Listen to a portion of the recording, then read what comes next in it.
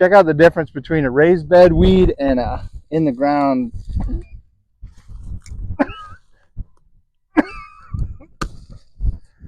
For me, it's get all the prep work done right in the beginning and then just let it roll. Yeah, the stuff that makes it easy is this maker torch. Raised garden bed makes soil management a lot easier. And then the driveway fabric. I've got this Ryobi cordless. We had made this template and we cut out circles. All right, we got a simple raised bed we're going to plant our dahlias in. So this is 16 by 5. But what I did is I took 6 foot wide driveway fabric by 18, nailed it down, set my frame in, and then I took my torch and I burned out the center, and I'll show you. We're going to use that at the end. I like to use logs in the bottom. Everybody knows a woodworker, right? Talk to your woodworker friend, because every woodworker has a ton of scraps.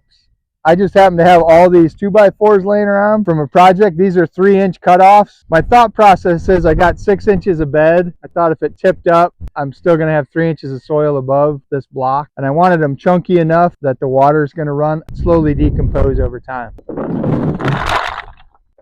Stole some goat hay, from the exercise pen. We're just going to lay that on top of the 2x4s.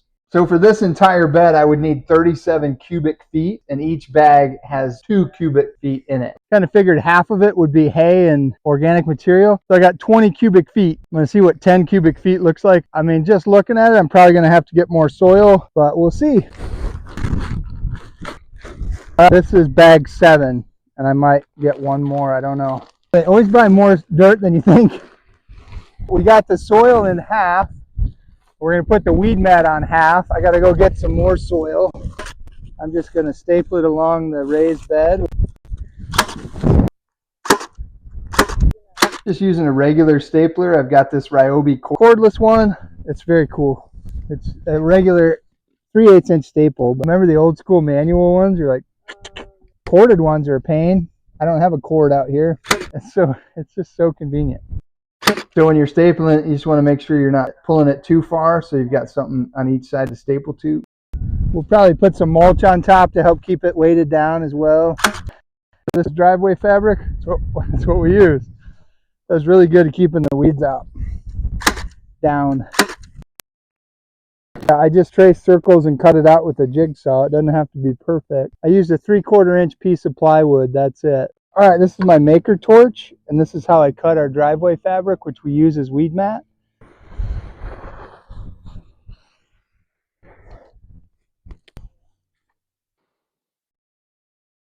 Jamie asked if she could cut one for me, but I like straight, even rows. This has been going for, over a month. No weeds in the places the dahlias haven't come up yet. Case in point, the only place weeds can grow is right here. Check out the difference between a raised bed weed and a in the ground.